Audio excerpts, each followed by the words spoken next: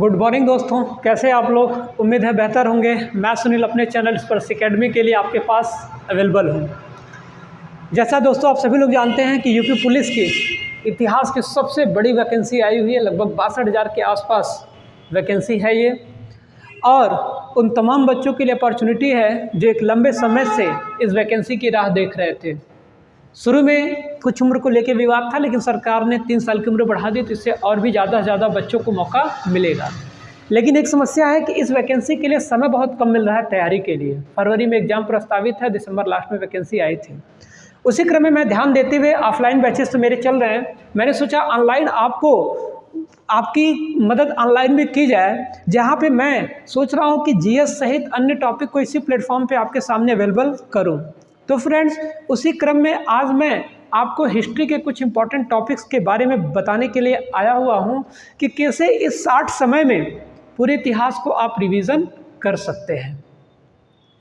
तो दोस्तों, जो लोग नहीं जुड़े हैं वो रोज़ाना लगभग 1 बजे के आसपास मेरे इसी चैनल पर, मेरे इसी फेसबुक पेज पर आप जुड़िए और अच्छे से तैयारी करिए, ताकि आपकी बार वर्दी लेके रहे आप। फिर से कहना चाहता हूँ, ऑफलाइन बैचेस चल रहे हैं, हालांकि समय कम है। जो लोग इच्छुक हैं वो ज्वाइन कर सकते हैं, बाकी अदर बैचेस तो हमारे चल ही रहे हैं। उसी क्रम में मैं आज आपको हिस्ट्री के इंपॉर्टेंट टॉपिक पे आपसे बात करने के लिए आया हूँ। तो देर न करते हुए हम लोग आज अपने टॉपिक की शुरुआत करते हैं। जैसा मैंने बताया आज आपको कि मैं हिस्ट्री के कुछ पॉइंट्स को बारे में आज आपको बात करूँगा। दोस्तों, इतिहास क्या है? सबसे पहला क्वेश्चन ये उठ के आता है। अगर हम इतिहास की बात कर लें तो इतिहास के जो भी कॉन्सेप्ट हैं, वैसे इतिहास को देखा जाए तो आपको 3 पार्ट में डिवाइड करके एकेडमिक या कॉम्पिटिटिव लेवल में पढ़ना ही होता है, जहाँ पे एंशिएंट हिस्ट्री, मेडिवल हिस्ट्री और मॉडर्न हिस्ट्री हमें देखने को मिलती है। लेकिन अगर हम सबसे पहले प्राचीन इतिहास की बात कर लें, हम लोग ध्यान दीजिएगा, मैं उसी पॉइंट पे बात करूंगा जो इम्पोर्टेंट होगा एग्जाम के लिए। थोड़ा सा शार्ट में ये वीडियो चलूँगा, क्योंकि अगर शार्ट में नहीं चलेंगे तो पूरा कोर्स कवर नहीं हो पाएगा। तो मैं भी उसी पॉइंट्स पे आपसे बात करूँगा। अगर हम इतिहास की बात कर लें तो इतिहास तो वो भी था जिसका कोई लिखित दस्तावेज नहीं है। ध्यान दीजिएगा, इतिहास क्या है? प्राचीन घटनाओं का एक संकलन है, एक संग्रह है। ठीक है, तो घटनाएं तो उस समय भी थी जिसका कोई रिटन दस्तावेज उपलब्ध नहीं है, तो वो भी तो इतिहास है। तो ध्यान दीजिएगा, ऐसे इतिहास को हम प्रागैतिहासिक काल कहते हैं। एग्जाम में क्वेश्चन बनता है कि प्रागैतिहासिक काल क्या होता है? तो इतिहास की वह घटना, प्राचीन समय की वह घटना जिसका कोई रिटर्न दस्तावेज उपलब्ध ना हो, that is what, that is प्रागैतिहासिक काल हो गया। उसके बाद इतिहास का वह समय जिसका रिटर्न दस्तावेज तो है, लेकिन उसको पढ़ा या समझा नहीं जा सका, तो ऐसे पीरियड को हम लोग क्या कहेंगे? ऐसे पीरियड को हम लोग आद्य ऐतिहासिक कहते हैं। समझ में आ रही बात? प्रागैतिहासिक कौन? जिसको बारे में कोई रिटर्न रिकॉर्ड नहीं है। आद्य ऐतिहासिक कौन? जिसके बारे में रिकॉर्ड तो है, जिसको पढ़ा या समझा नहीं जा सका हो। क्लियर होगी बात? और इतिहास मानव विकास का वह रिटर्न दस्तावेज, वह लिखित दस्तावेज जो आज हम पढ़ते हैं, देखते हैं, उसको हम इतिहास कहते हैं।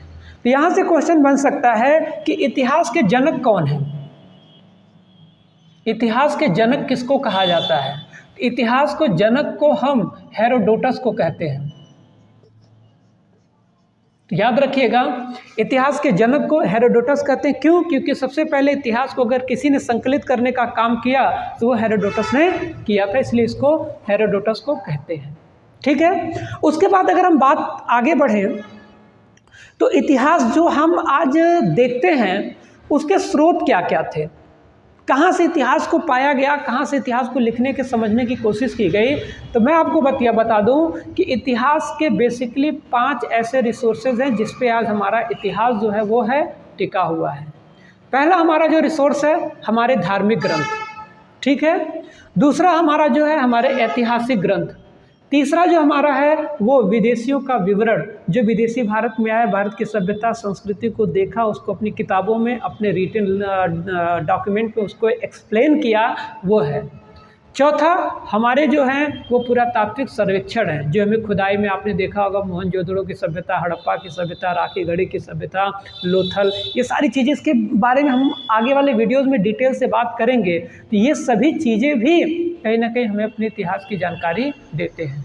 उसके साथ साथ जो पांचवा पॉइंट है वह कहानियाँ या छोटी छोटी कहानियाँ जो हम अपने पूर्वजों से सुनते आते हैं, तो उसके माध्यम से भी हमें पता चलता है कि हमारे पूर्व का समाज, हमारे पूर्व की सभ्यता, हमारे पूर्व की संस्कृति कैसी थी। तो समझ में आ रही बात, चीज़ें समझ में आ रही हैं। जो इम्पोर्टेंट है उसको मैं रिटन में भी आपको करवाऊंगा। क्लियर है? तो अगर उसी क्रम में अगर हम बात कर लें तो सबसे पहला जो हमारा पॉइंट आता है वो आता है धार्मिक ग्रंथ को लेकर आता है।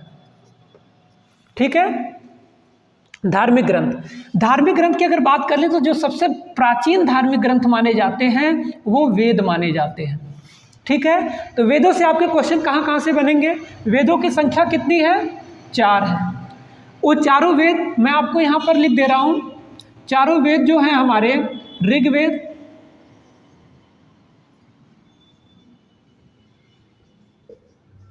यजुर्वेद, सामवेद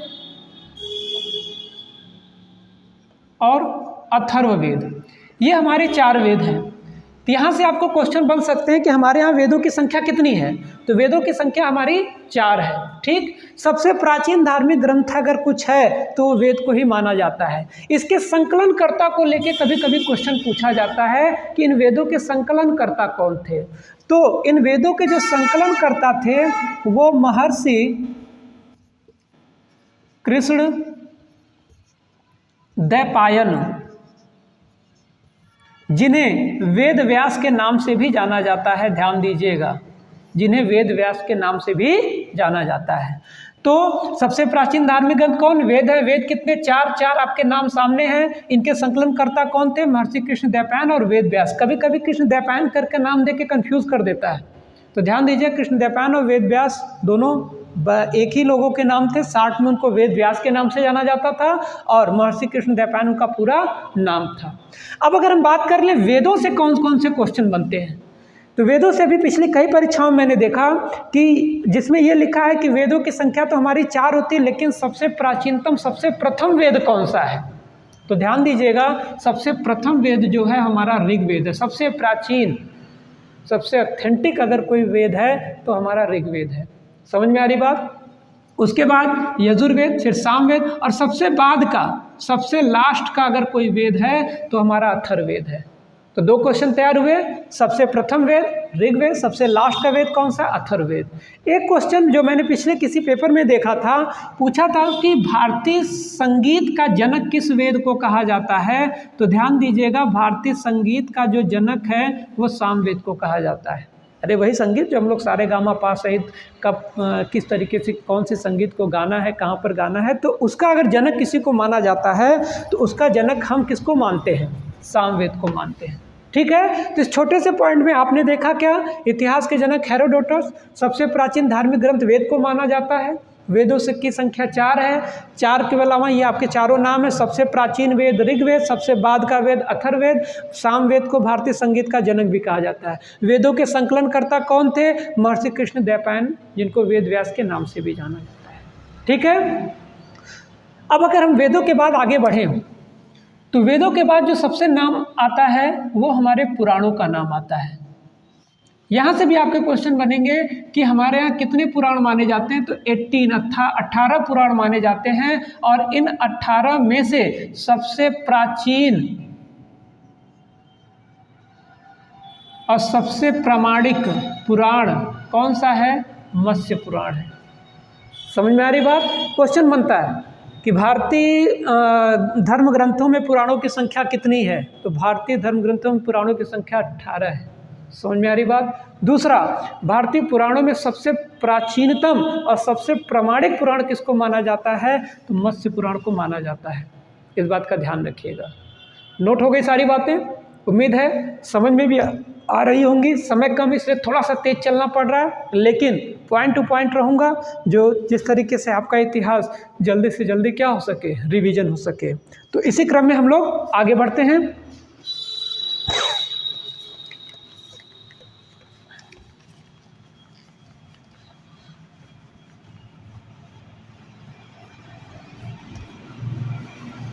देखिए, इन सभी वेद पुराणों से हमारे इतिहास की तो मेरे जानकारी मिलती है। इसके साथ साथ मैंने एक पॉइंट अभी नाम दिया था विदेशियों का विवरण, कि विदेशी भी भारत में जब आए थे तो उन्होंने भी अपनी किताबों में, अपनी चीज़ों में, अपने जो भी लिखे थे उनके दस्तावेज, तो उसमें भारत की सभ्यता और संस्कृति का वर्णन किया है। तो आने को तो भारत ढेर सारे आपके क्या कहते हैं विदेशी नागरिक आए थे, लेकिन उनमें से मैंने 4 ऐसे इंपॉर्टेंट नाम आपको बताऊंगा जिनके बारे में आप ज़रूर याद रखिएगा, एग्ज़ाम के लिए बेहद इम्पॉर्टेंट है। जिसमें सबसे पहला जो नाम आता है वो नाम आता है मेगास्थनीज का। मेगास्थनीज की एक किताब है जो उसने भारत की सभ्यता और संस्कृति के परिप्रेक्ष्य में लिखी। उस किताब का नाम बहुत पूछा जाता है। तो मेगास्थनीज द्वारा लिखी गई किताब का नाम क्या था? इंडिका।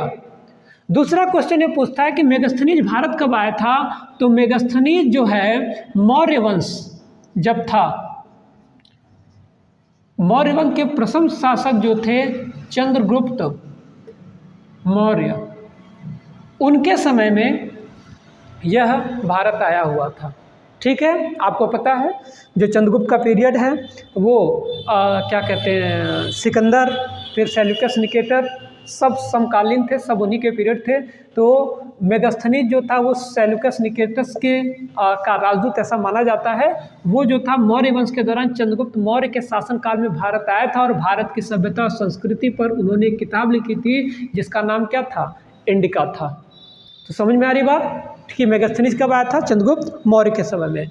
फिर उसके बाद अगर दूसरा इंपॉर्टेंट कोई नागरिक है जिसको लेके एग्जाम में क्वेश्चन पूछा जाता है तो फाहियान को लेके, ये एक चीनी नागरिक था, ध्यान दीजिएगा, वही हमारे पड़ोस वाला चीन। तो यह एक चीनी नागरिक था, यह भी भारत आया था। अब यह भारत कब आया था? ध्यान दीजिएगा, यह भी चंद्रगुप्त द्वितीय के शासनकाल में आता है। ध्यान दीजिएगा, अक्सर लोग कंफ्यूज जाते हैं द्वितीय मौर्य, चंद्रगुप्त द्वितीय या चंद्रगुप्त विक्रमादित्य के नाम को लेकर कंफ्यूजन होती है। तो ये चंद्रगुप्त मौर्य जो थे ये मौर्य वंश के प्रथम शासक थे, लेकिन जिस चंद्रगुप्त द्वितीय की मैं बात कर रहा हूँ यह गुप्त वंश में था। ये गुप्त वंश के शासक थे जिन्हें विक्रमादित्य की उपाधि भी मिली हुई थी।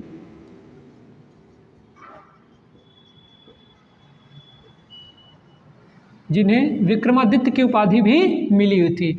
तो फाहियान उनके शासनकाल में भारत में आया हुआ था। तो समझ में आई बात? फाहियान कौन था? चीनी नागरिक था। चंद्रगुप्त द्वितीय जो कि गुप्त वंश के शासक थे उनके राज में आता। चंद्रगुप्त मौर्य मत टिक मार दीजिएगा, अक्सर कन्फ्यूजन बनी रहती है लोगों की, जिसको विक्रमादित्य की उपाधि भी मिली हुई थी। अगर हम बात कर ले तीसरे नागरिक के बारे में, वेनसांग।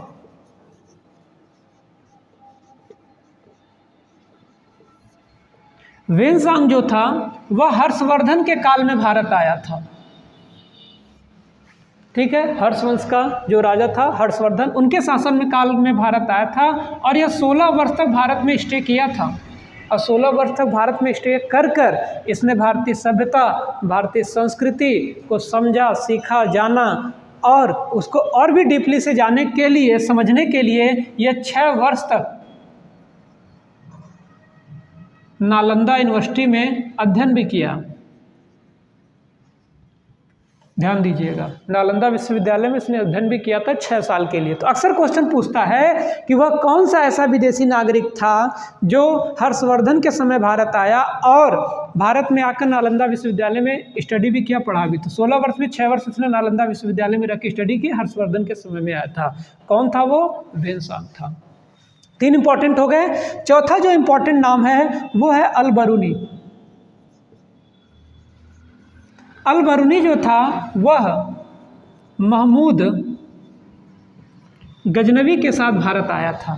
ठीक, मीन्स जो क्या कहते हैं तुर्कों का जब भारत पर आक्रमण हुआ, महमूद गजनवी ने आया भारत पर जब आक्रमण किया तो महमूद गजनवी के साथ अल-बरूनी आया था, जिसने भारतीय सभ्यता, भारतीय संस्कृति को स्टडी किया, उस पर अपने कुछ रिटन दस्तावेज भी दिए, जिसको ऐतिहासिक तथ्य के रूप में भी देखा जाता है। ठीक है, तो ये रहे 4 इम्पॉर्टेंट नागरिक जिनके बारे में आपको जानकारी रखनी है, जो आपको सीखना और समझना है। पहला मेगास्थनीज, इंडिका, मौर्य वंश, चंद्रगुप्त मौर्य। फायान चीनी नागरिक था, चंद्रगुप्त द्वितीय गुप्त वंश वाली बात हो रही है। वेनसांग हर्षवर्धन के समय में, अलबर्नी महमूद गजनवी के साथ।